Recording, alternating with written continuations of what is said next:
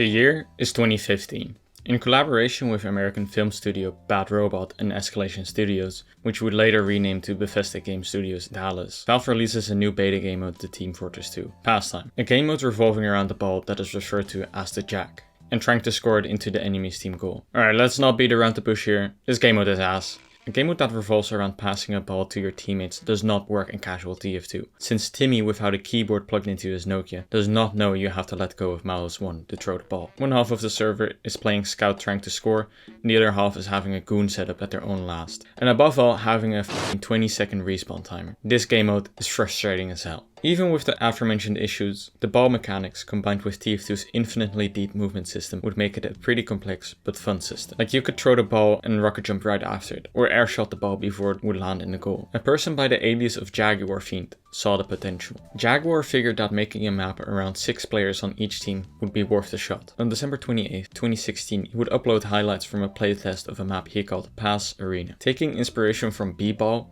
rocket jump maps and Rocket League.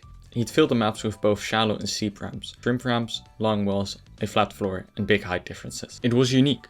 Suddenly your DM capabilities or Uber percent weren't that important compared to your movement, teamwork, and communication abilities. It was fun to play. A few things were clear after these tests were played. The map was too big, the height differences were too severe, and overall it was cluttered. Hitscan could impact the ball's trajectory instantly from across the map without any cost. Hitscan could also deny bombers, much like a scout would do in 6s. Demo's sticky bomb launcher was too strong. It's basically the best damage dealer in the whole game, with it also being able to launch you across the map. It was pretty clear from early on that the sticky bomb launcher needed to be removed. 6 players on each team was too chaotic. Having up to 6 people flying Mach 10 at any possible time made it a lot harder to follow your teammates and enemies. 6 players on each team would also mean that the maps would potentially be more similar in design to the current competitive maps, and that's not really what you want from an ideally fast-paced movement game revolving around the ball. And if Pass Arena was so great, why isn't there a Pass Arena 2?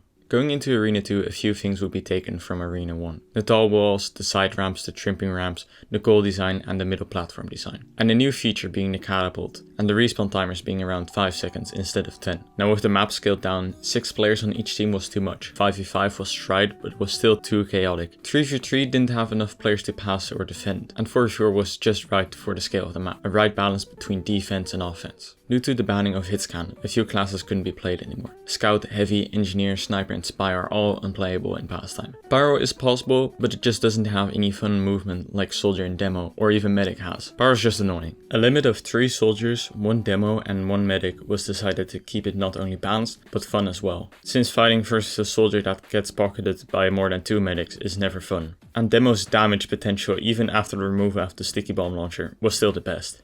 Oh damn. Oh no! Oh my god! Now with the sandbox created, people started to develop the meta. At this time there really was no defined meta, so this period of time a lot of experimenting happened, since there was no right or wrong way to play Pastime. A few of the now more surface level plays and strategies were developed at this time. Jumping in front of the goal to block a score, fittingly developed by someone named Mrs. Defense. Glock bombs, which are the most standard sort of ball where you just rocket jump as the ball follows you. And at this time Demo's dunking capabilities was not completely developed yet, so Medic was considered a better class than him due to the serving of the rocket and the crossbow acting like a mid to long range weapon, not to mention the heals and overheals the medigun gives. Of course people that were experienced with playing Demoman still played Demo, but it really wasn't the standard. Soldiers fought for top mid control and Demo and or Medic fought for under control. Now with the meta evolving and a good group of people playing pickup games, it was inevitable that competition would get heated enough where the discussion of who was the best needed to be cleared up. The first ever 4v4 Pastime tournament was hosted on the 3rd of November 2018. With 9 teams signed up, they mostly consisted of people that never played Pastime before, an invite stack and the rest being veterans of Pastime. Since I don't want to do a deep dive of this tournament and since the other teams are not that historically important, we'll only be looking into the grand finals, so spoilers for 6-year-old tournament results. First off, the teams that were left are the Ball Stars and Kraft Mac and Cheese in the upper bracket, with the Ball Stars being sent into losers by Kraft Mac and Cheese just before being able to get into grand finals. They had to beat the Tulians to make it back into grand finals for a rematch. With a swift victory by the Ball Stars, where the Tulians only scored 2 gold the entire game. Now, being in the grand finals, they had to win 2 games over Kraft Mac and Cheese, while Kraft Mac and Cheese only had to win 1, since they had the upper bracket advantage. No matter who would win, there would be a first ever champion of 4v4 pastime. Now, the title of the champion of 4v4 pastime was anyone staking in the grand finals. But in the end, the Ball Stars wiped the floor with Kraft Mac and Cheese. Going into the first set, the Ball Stars would win 3-1 to reset the bracket over Kraft Mac and Cheese. In the second set, the Ball Stars would take it 3-1 again, winning the tournament and becoming the first ever champions of pastime. Overall, the response of this tournament from its announcement to its ending was very positive. Even a small handful of top European players wanted in. A lot of people were now exposed to 4v4 pastime and were keen for more events. And now with the first tournament wrapped up, surely there'd be more. The next tournament would be hosted 5 years later in 2023. Instead of instantly skipping to 2023, I'll use this gap in tournament history to talk about developments of the meta. Let's start with the whitelist. Now I'm going to show the whitelist, and don't be afraid, I'm going to explain all of this. As you can see, most weapons are banned. Starting from the ground up, the whitelist was made with an approach of allowing what is fun versus unfun. In this way, the whitelist promotes skillful and unique gameplay. Weapons may seem fine in casual or even other competitive settings, but are fundamentally broken in a 4v4 pastime setting, as they are either directly punishing the core movement mechanics, detract from gameplay, are used to troll and waste everyone's time, or as an insta-win button. Most weapons are banned as they aren't in the spirit of the game and don't align with the core skill sets of pastime. Think the direct hit and reserve shooter. Those weapons are literally designed around punishing rocket jumping. And in pastime, that's kind of important. 4v4 pastime is a movement game first and a death matching game second. And for other weapons that may seem fine because they're movement weapons, these weapons usually get banned on the basis of it's unfun or it's extremely busted. Think the quick fix. The quick fix allows the medic to build uber faster. And in a 4v4 setting, there's not enough damage to kill an uber fixed medic. Or the tide turner. That weapon is so broken that demo basically became a bird. And for the coming years, this game would be a pug only setting. Now anyone can join pugs, but running weapons that are going to be used for trolling is just wasting everybody's time, and don't really add any value to the game. Unfortunately, TF2 is just not balanced around 4v4 pastime. And that's okay, because it doesn't have to be. Now, a lot of maps were developed at this point, and it's not something I really want to go into, because this video is about to get really long. But the most important map change was a universal change to make the goal smaller. The previous goal was just really easy to score into. Pastime so far has only been in North America. There was a European pastime Discord server with a bunch of at the time Premiership players and a few Americans. It seems like they only played for a couple of days in October 2018 and it's been dead ever since. If I were to mention every single technique developed from 2019 to 2022, I'd be here for a while. So instead of doing that, I picked out a few that have become meta and are important to the viewing experience. These are going to be quick and to the point. Shooting the goal with rockets to block an enemy that is about to score was theorized in 2018. However, due to how big the goal was at this time, it was really not effective at blocking the ball at all. After the size of the goal being made smaller, this was a lot more effective. Handles referred to throwing the ball at your teammate without locking at all. This was first done in late 2018 by Tomato Tom and Laxon. An incident is where you shoot the ball to rocket jump or pipe jump off the ball. The ball will still follow you due to the built-in magnet mechanic, where it will magnet towards you depending on how close the player is to the ball. Thus, shooting the ball in midair, the ball will go neutral, making it follow you again due to the magnet mechanic. Shooting a rocket at the dropper where the ball spawns right as it spawns affects the ball's trajectory. You can splash the ball towards your side, which is referred to as pulling, and you can splash it to their side, which is referred to as pushing. And pulling it left or right usually sets up a bomb where you can instantly pick up the ball where it lands. Death bombs is a technique developed by Laxon in late 2020. It's based around the lock-on mechanic. Even if you die while the ball is locked onto you, it will still be team colored and falls in an arch. You can sort of abuse this mechanic by pressing your kill bind right in front of the goal, so that the ball that is locked onto you basically scores itself. It will sort of act like an extension of a normal bomb, where you throw the ball on the ground and jump back into it. There's a lot of variation, so you can really go wild. This is usually to fake out opponents that block the goal, or to extend the bomb as previously mentioned. I previously mentioned that Medic was considered a better class than Demo Man. Now with about 2 to 3 years since 2018, the meta was more developed, so this actually changed. More playstyles were developed for both Demo Man and Soldier. Not all stuck, since some were either banned by the player choice or nerfed by newer map versions, with Demo Man being hit the hardest by these nerfs, as his unlocks were the most exploitable in this format. Even with that said, Demoman was still considered the best overall class, even up until now. Playstyles like Pipes and a new playstyle called Stoicism took the forefront of the meta, while later created playstyle Scalloping was decent but not the best choice, as it mainly relied on tanking damage and serving to dunk a goal. A few soldier playstyles were developed, but these are not as impactful as the Demoman playstyles and are mostly just perceived as cheese strategies. Now, to improve pugs by making them more balanced, thus making them more fun to play, rankings were created. Apprentice, Journeyman, Master and Grandmaster were the first few roles to be created for set balancing. These rankings drastically improved the quality of pokes, with games being more equal as the balancing made sure that both teams were about the same skill level. So now that I have covered everything that I personally thought was important, how many people actually played? There was only 20 to 6 people playing, if they were even playing. Pucks would be played on Saturdays, if at all. Pucks were so rare at this point that people basically went begging from DMs to even have a small chance to play. 4v4 pastime is dead. It faded away. Neglect, obscurity and being in an underground format is what killed it. 5 years of dedication to see what would happen if we tried to make a horrible game mode with good ideas work. And the people who stuck with it, they weren't gonna let go so easily. This was either gonna be a last hurrah or a rebirth. There was nothing to lose. This is make or break. Was decided to host a show match to show everyone how cool the game actually was. With Team 1 being the Goblin Jacks, having Charles Mingus, Tomato Tom, Nomad, Slamborghini, and Team 2 being the W Ball Stars, being Exer, Laxon, Sacrifice, and Eazy-E.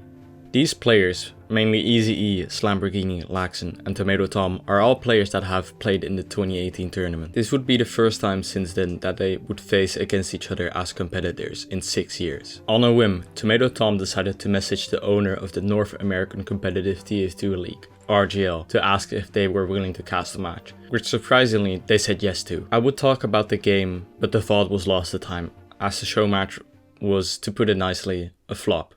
The game was laggy for production side, the person in charge of the camera was not experienced with 4v4 pastime, the HUD was broken, and it only had 40 viewers, most of which were already familiar with 4v4 pastime, which for a game you want to grow bigger is not ideal. RGL even decided to not upload the file to their YouTube, so this is pastime lost media. It honestly didn't look great for the future of pastime at this point. Imagine your one big shot and it was a failure.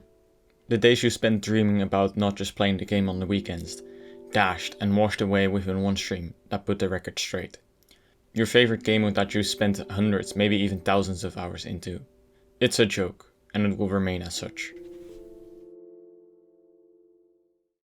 But before we continue, there is something I've been meaning to get off my chest. Highlander is one of the competitive formats of all time. You get to meet a lot of people, maybe through friends of friends or other teams, and definitely through having to replace one of your teammates for a scrim because they are late.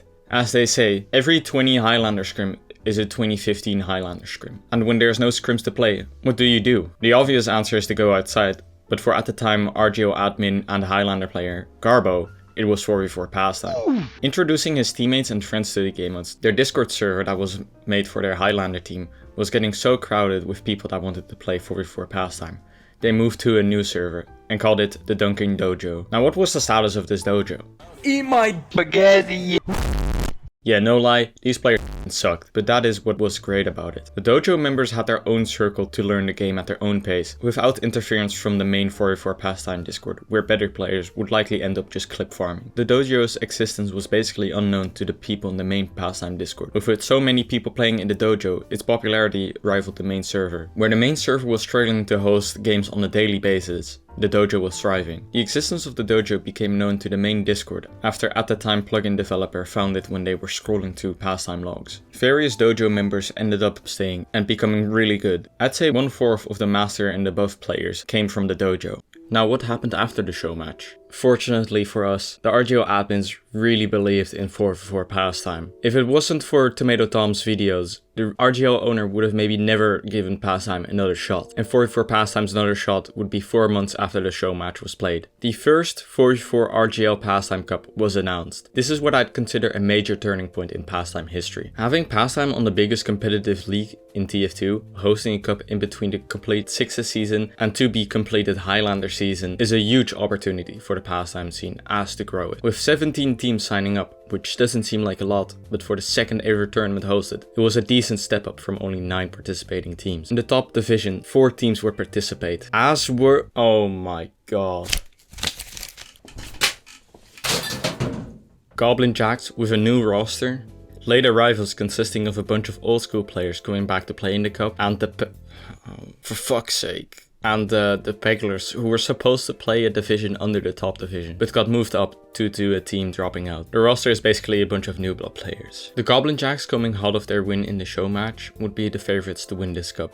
They would swiftly be the top seed for playoffs, not even losing a single map in group stages, with later rivals looking like the only team who could put up a fight versus the Goblins, and with the rest of the competition lagging behind. Goblin Jacks would go on to crush the competition swiftly, making it into grand finals without a single loss. The Pegglers would not make it far as they both lost their round 1 and losers round 1 games 2-0. Later rivals, having placed second in the group stages, would be the only team that looked confident against the Goblin Jacks, not winning a map but taking a few rounds off of them, falling down to the lower bracket where they would have to face off against the Worms. Game 1 would go the Worms' way with a 3-0 in their favourite. The scoreline doesn't really reflect how close the game actually was. This game was so evenly matched that it was rare to see one team in the lead. If the Worms scored, later rivals would tie it right back up. Game 2 was much of the same of how close it was. Sadly, only Game 1 and 2 VODs are available, so I can only guess that Game 3 was much of the same. Later rivals would win the lower bracket final, advancing to the grand finals to get a shot at a new championship title since 2018. And this is probably the closest game of pastime ever played. Every map went to a Game 5. Every time later rivals lost, they would pick themselves up in the next round, with Goblin Jacks trailing right behind them. But in the end, with an excruciating 15-round grand final, the Goblin Jacks became the first RGL champions. To showcase how close this game actually was, without going into too much detail, I've kept track of every goal in the game, and in total, later rivals scored 53 total goals, while the Goblin Jacks only had 7 more at 60 total goals. The RGL Cup was great, and it introduced new players and viewers to pastime, with the cup having a peak of 200 plus viewers. Comparing this tournament against the first tournament, you can really see how much the meta has jumped since then. Self-bombs, death bombs, demo charge cancels, insta-deaths, a lot of pass-to-pass play to fake out defenders, even passes when the goal looked free. And I know it's not fair to compare 4 years of meta developments to the first tournament, but it isn't like there's another event I could compare it to.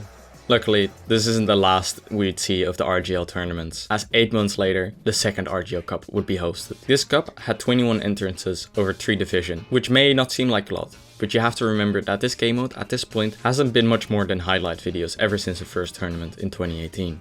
New maps got added, which all fill their own purposes. Not all of these maps are really the perfect map, but they all offer something unique. Defending champions, Goblin Jacks, and the Pegglers 2, Shard Culture, and Video Game Dunkers would all be competing in the highest division to get a shot at the second championship title. Sadly, only the Grand Finals VOD has been uploaded, so I can only really comment on that. Although there was one important VOD that was backed up, appropriately named the hugest upset in 4v4 pastime history. That title gave me a stroke. This VOD would be from group stage round 1, where the Pegglers faced Goblin Jacks, where they pulled a surprise upset over them, with a 2-1 end score. Although this was a big upset, in reality it didn't really matter. The group stages were set up in a way where you could play the same team twice, and misfortune struck the Pegglers as they got smoked. Goblin Jacks, much like last RGL Cup, would swiftly make it to grand finals without dropping any rounds or maps, defeating the Video Game Dunkers and the Pegglers. Video Game Dunkers would be eliminated by Shard Culture, who would face off against a rematch versus the Pegglers for a shot at the championship title. The Pegglers would end up winning the lower bracket final, making it into grand finals versus the Goblin Jacks. But Shard Culture didn't go down without a fight, as they took a map and a few rounds. This grand final set would be a best of 5 format, with the Goblin Jacks having 1 map advantage due to them coming from the upper bracket. So Goblin Jacks would need to win 2 maps, while the Pegglers need to win 3 to make the grand finals. Goblin Jacks would win map 1, or technically map 2, as map 1 was the default round. Anyways, Goblin Jacks would take the first map confidently, as the Pegglers couldn't find many openings. Map 2 would see the Pegglers taking it with a lot more clean pass-to-pass play, even with Panda scoring all 5 goals in the first round. The second game, the Pegglers would come back from a 4-2 deficit, making it 4-5 in the second round, and forcing a third map. But in the end, the Pegglers really struggled, and they got pegged. And the Goblin Jacks won the second RGL Cup, being the first ever team to take championship titles back to back. Now something interesting was going on. These matches were being streamed by Fireside, which is a TF2 organization. They helped fund the prize pool, and now they decided to host a tournament of their own. Essentially, team leaders can pick from a pool of players, which usually ends up being sort of a mix between all players. It's almost like a competitive pug setting. It's a little bit different, and for example, the Goblin Jacks will place third in this cup, which is kind of a crazy upset until you realize that Tomato Tom is basically the only player on that team that actually played for the Goblin Jacks. And of course, with this cup, Fireside's involvement got bigger, as they previously only casted matches. They were now hosting this tournament and made pastime merch, like jogging pants and a dad cap, which unfortunately, because this video took so long to get out, it's no longer available, and I didn't get one, so I don't have to force for pastime drip. In my eyes, the Draft Cup would end up proving that pastime would be here to stay, with an outside organization hosting a tournament. And so far, 2024 has been pretty eventful for pastime. The second RGL Cup and a Draft Cup, but it's all North American events. That would finally change with an announcement of an ETF2L Cup. This cup would be hosted in between the off-season of Sixes and the start of a new Highlander season in the summer, so it was pretty much perfect timing. This cup had the most signups out of any tournament, with 35 teams participating, which smashed the previous records of 21 set by the second RGL Cup, with players mostly ranging from open to mid-sixes and Highlander. Teams would be competing in one large division, so competition was pretty heated, and the Americans were pretty keen on European pastime, signing up for the cup with 2 full American teams and 2 teams that consisted of a mix between EU and NA players. There was a big fear among the Europeans that due to the Americans participating, the Grand Finals would be an all North American Grand Finals, as the average skill level in Europe was basically newcomer for everyone, and the American teams participating having more people that range from Master to Grandmaster rating. At the end of the group stages, a few teams had 0 losses, and any one of them looked like they could take the title of first European champions. The Buggies, a mix of European and American players, with the Europeans being new to pastime and the Americans having more experience. The Streets Don't Know You, a full European team, making a name for themselves by arguably being the scariest team in Europe at the time. Okay, I will do my best to sound unbiased when I'm talking about my team, but I kinda know that's an impossible thing to do. Anyways, Quizbowl National Champions, a full American roster composing of players that are Master and above, and Goblin Jacks, who are widely considered the best team in pastime at this point. For other teams making it into the playoffs bracket, it would be less clear on how well they would do, as most of them had losses to the top 4 or other teams. This bracket is very interesting to me. As previously mentioned, this tournament didn't have any divisions, so an upset was bound to happen. Normally, seeding is a good prediction of what the final standings would look like. This is how underdog stories are created. An underdog is defined as a competitor who has less chance to win compared to their opponent. How did this happen? Of course, this is a European tournament, so games are played at European times. 20 and 21 European time is around 2 PM to 11 AM depending on where you live in the United States. Usually official matches are announced on Sunday, which gives teams the time to schedule their preferred time. For this bracket, instead of 1 match per week, all of the playoffs bracket will be played over 1 week. Every 2 days, 1 tournament match would be played. ETF12 usually sets default dates, based on your preferred time that you can set by yourself, but you can schedule your game outside of the default date by asking your opponents if they agree to that. What the Goblin Jacks didn't realize is that they would need to play multiple games in 1 week, and with a scrambled up roster, as it was the middle of the day in America, they lost pretty hard. With Goblin Jacks out of the competition at a tight 16th place, defeated by the underdog Bird Gang, it honestly looked like anyone could take it. What happened to the other American teams? The half European, half American team, the Buggies, would lose in an upset versus Aura Dunkers, who relatively went under the radar. After Bird Gang would defeat Goblin Jacks, they would face off against Mudskipper's Monarch, in a bit of a shaky game from Bird Gang, where each round was either a very close 5-3 or a 5-4 in Bird Gang's favor, and the Russian detective agencies falling to the streets after the American players couldn't make it to them traveling to the RGL LAN, which happened that next weekend. Now only 1 out of the 4 American teams remained. Quizbowl National Champions, the second best American team that entered this tournament, would face against The Streets Don't Know You in the spot for the Grand Finals. The last standing American team would put up a fight on both maps, but it wouldn't be enough as they lost both maps without taking rounds. Thus, The Streets Don't Know You would move on to Grand Finals and wait for their opponents duking it out on the opposite side of the bracket. Aura Dunkers would have to face off against Bird Gang, and honestly this was anyone's game. Aura Dunkers were somewhat considered one of the stronger teams in Europe, having lost 1 game versus the Streets, where they were the only one to take a round of them in the entire cup thus far. And of course, Bird Gang being an unexpected force, having taken down the Teemu version of the Goblin Jacks roster, and winning their quarterfinals versus the Mudskippers. First map was a bit of a rough one for the underdogs of Bird Gang, as they couldn't get anything going in the first round. They would pick themselves up in the second round, but it wasn't enough. Now with a map up on their opponents, our Dunkers would only need to win one more map if they wanted a chance at first place. And Bird Gang, if they lose this map, that's it. They finish in third place. On the second map, there was a lot of fumbling, trying to score goals that looked free. Overall, it looked like maybe the nerves were getting to both teams. The solid play from the first round from our Dunkers was hard to find on the second map. A lot of the strategy surrounding Bird Gang was around their demo. Metroids scoring the goal and their soldiers basically being supporting characters. Not to say that their soldiers couldn't score, but it was mainly always Metroid. In the end, our Dunkers couldn't get the grip on the game state and were eliminated by Bird Gang with a 2-0 loss on Greenhouse. Bird Gang moved to the Grand Finals to face off against the Streets. The first game of Grand Finals looked very shaky from the Streets. Ball possession was lost, trying to score when the goal wasn't free, not a lot of pass-to-pass play. Bird Gang was playing a lot more deathmatch focused, which there wasn't an answer to. Suddenly the favorite team to win the whole event looked like they just started playing.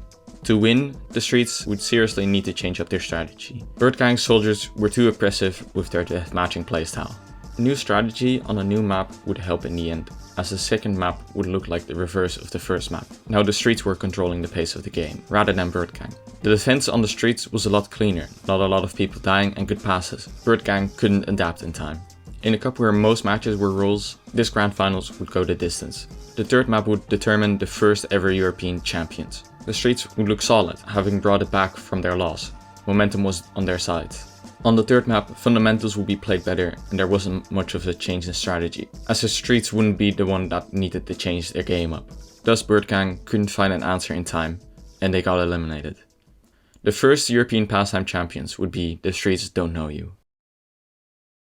So, what now? I've basically talked about every culturally significant event up until the summer of 2024. Yet, here we are a year later, so let's briefly talk about what happened up until now. Starting after the ETF2 World Cup. The Streets and the Goblin Jacks had a show match after the ETF2 World Cup didn't have a North American European Grand Finals. It was a little bit of a one-sided match, but either way it was really cool having that happen. The third RGL Cup was hosted and it was a success, but it had a single elimination playoffs bracket, which I'm in favor of never doing again in any competition ever. It's just not as good as double elimination. ETF has been planning on hosting another Pastime Cup, but it's been delayed until further notice. 44 Pastime's most dedicated players have even hosted cups of their own, some of which I even got the opportunity to cast for. That's crazy, that's kind of crazy speakers. You know what? If any golf baddies want the Dutch European passport, I'm 6'5". South America had a cup and it probably had the best production out of any cast I've ever seen. Gol!